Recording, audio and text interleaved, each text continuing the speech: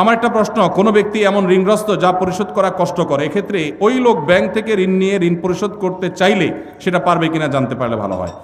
যিনি ঋণগ্রস্ত তিনি ব্যাংক থেকে সুদি লোন নিয়ে যদি ঋণ পরিশোধ করতে যান তাহলে গাছের গোড়া কেটে আগায় পানি দেওয়া হবে, গোড়ায় কেটে আগায় পানি দেওয়া হবে। ঋণ পরিশোধ ভালো কাজ, কিন্তু সুদি কারবার করা ভালো না খারাপ? সুদি কারবার করা কি ভালো কাজ না খারাপ কাজ? শুধু খারাপ কাজ, জঘন্য হারাম। এখন কত হলে আপনি কি করবেন? আপনি চেষ্টা করবেন আপনার জমি জমা বিক্রি করে কারোর কাছে ধার দেনা করে পরিশোধ করার। অনেকে আমার কাছে চিরকুট দেয়, ভাই আমল শিখে দেন যে আমল করলে ঋণ পরিশোধ হয়ে যাবে। ছাত্ররা চিরকুট দেয়, কালকে বরিশালে প্রোগ্রাম ছিল, চিরকুট লিখে দিছে কি এমন আমল শিখিয়ে দেন যে পরীক্ষার খাতা উল্টোপাল্টা লিখলে ওটা ঠিক হয়ে যাবে। কত আজগুবি আজগুবি প্রশ্ন মানুষ দিতে পারে। আমি এই প্রশ্ন দেখে বললাম, এই প্রশ্ন বলতেছে এটা একটা ফাঁকিবাজ ছাত্র। ভালো ছাত্র হলে সে পড়ালেখার চেষ্টা করবে, কলম পড়া, ওই ধানাই বানাই করা, অমুক পিসাবের কাছে যাওয়া পরীক্ষার আগে, এগুলো সব ফাঁকিবাজ ছাত্রদের কাম। ভালো ছাত্র পড়ালেখা করবে, ফাঁকি ঝুঁকি দিবে না, আর আল্লাহর কাছে দোয়া করবে, মুরব্বীদের কাছে দোয়া চাইবে, বাস না। আপনি ধানাই ফানাই করলে এটা আলামত খারাপ। বিধায় একইভাবে ঋণ পরিশোধের জন্য অনেকে বলে ভাই আমল শিখাই দেন ঋণ পরিশোধ যেন হয়ে যায়। আমি অনেকের এরকম হাতের কাছে বলে জিজ্ঞেস করি, ঋণ কত টাকা? বলে 5 লাখ টাকা। জমি জমা ঘর বাড়ি? আলহামদুলিল্লাহ গর্বিটা আছে। জমি জমা? জমি জমা আছে, কিছু চাষের জমি আছে, ওগুলো বিক্রি করলে কত হবে? ওগুলো তো অনেক টাকার জিনিস, তো সেগুলো বিক্রি করে ঋণ দেন না কেন? না জমি বিক্রি করে ঋণ দেবো নাকি? মানে আপনি দোয়া শিখাই দেন, ওইটা আমল করলে উপর থেকে আল্লাহ বস্তা ফালাই দিবে, ঋণ দিয়ে দিব, আর আমার জমি আমারটা থাকবে। এই 2 নম্বরই করলে কোনো কাজ হবে? সাধ্য অনুযায়ী আমার গর্বিটা বিক্রি হলো, আমি ঋণ পরিশোধ করব, তাই বলে সুদী লোন নেওয়া জায়েজ হবে না। এটা অনেক ভাইরা ভুল করেন।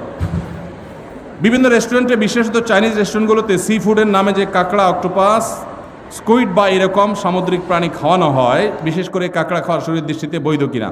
হানাফি মাযহাব অনুযায়ী মাকরুহ। অন্য কোনো কোনো মাযহাবে, অন্য ইমামদের অনেকের মতে এটা জায়েজ, কিন্তু হানাফি মাযহাব অনুযায়ী মাছ ছাড়া, সমুদ্রের নিচে মাছ ছাড়া বাকি এই জাতীয় অক্টোপাস অথবা কাঁকড়া জাতীয় এগুলো খাওয়া মাকরুহ। জুমার সালাতে নবী সাল্লাল্লাহু আলাইহি সাল্লাম কোন সূরা পড়তেন? জুমার নামাজে আমাদের নবী করিম সাল্লাল্লাহু আলাইহি সাল্লাম সূরায়ে সাব্বিহ ইসমা রাব্বিল আলা এবং গাশিয়া, এই 2 সূরা বেশিরভাগ পড়তেন, এবং এত বেশি পড়তেন যে সাহাবীদের কেউ কেউ বলতেন নবীজি সাল্লাল্লাহু আলাইহি সাল্লামের জুমার নামাজে এই সূরা শুনতে শুনতে আমার মুখস্থ হয়ে গেছে, এত বেশি পড়তেন। সূরায়ে সাব্বিহ ইসমা রাব্বিল আলা এবং হাল আতাকা হাদিসুল গাশিয়া। আর কোন কোন হাদিসে আসছে নবী সাল্লাল্লাহু আলাইহি সাল্লাম সূরায়ে জুমআ এবং মুনাফিকুন, এই 2 সূরা জুমার নামাজে পড়তেন। সুন্নত কাজ নিয়ে ব্যঙ্গ করা হলে কি ধরনের পাপ হতে পারে জানতে চাই। কোন সুন্নত নিয়ে যদি কেউ ব্যঙ্গ করে ঈমান নষ্ট হয়ে যাবে। কি হয়ে যাবে? দেখুন, একটা পয়েন্ট বোঝার চেষ্টা করতে হবে। সুন্নত কেউ পালন না করলে কি বেঈমান হবে? কিন্তু সুন্নত নিয়ে কেউ ব্যঙ্গ করলে কি হবে? ঈমান নষ্ট হবে। নিজের দাড়ি নেই, আপনি বেঈমান হবেন না, আল্লাহ মাফ করে জান্নাত দিতেও পারেন, কিন্তু কেউ দাড়ি রেখেছে, বলতেছেন তাকে ব্যঙ্গ করে, কিরে জঙ্গি হয়ে গেছে দেখি, ছাগলের মতো লাগতেছে দেখি, হ্যাঁ, এরকম আজে বাজে কথা বলতেছেন, তাহলে কিন্তু ঈমান যাওয়ার আশঙ্কা আছে। খুব ভয়ঙ্কর ব্যাপার। বিদ্রোহর শামিল, আল্লাহর সঙ্গে বিদ্রোহের শামিল। বাংলাদেশে কোনো আইন আপনি অমান্য করলেন, আপনার শাস্তি হবে, নাগরিকত্ব বাতিল হবে না। কিন্তু আপনি বাংলাদেশ রাষ্ট্রকে অস্বীকার করলেন, আইনকে অস্বীকার করলেন, সেক্ষেত্রে আপনি রাষ্ট্রদ্রোহী হবেন। আল্লাহর কোনো বিধানকে মানেন নাই সেটা একটা বিষয়, কিন্তু আপনি অস্বীকার করেছেন, ঠাট্টা করেছেন, বিদ্রোহ করেছেন, তাহলে কিন্তু ঈমান চলে যাবে। অনেক যুবক ভাইয়েরা আছেন, বিশেষ করে দাড়ির ইস্যুতে, কোনো ভাই দাড়ি রেখেছেন, তার সাথে হাসাহাসি করে, তাচ্ছিল্য করে নিজের ঈমানটা নষ্ট করে ফেলান, আছে না নাই? নিজে করতে না পারেন, আরেকজন করলে খবরদার কোনো বিদ্রোহ করবেন না। এরপরে প্রশ্ন, ইন্নী ওয়াজ্জাহাতু ও নাওয়াইতুন পড়ার কোনো দলিল আছে কিনা? দলিল আছে ভাই, ইন্নী ওয়াজ্জাহাতুনের দলিল আছে।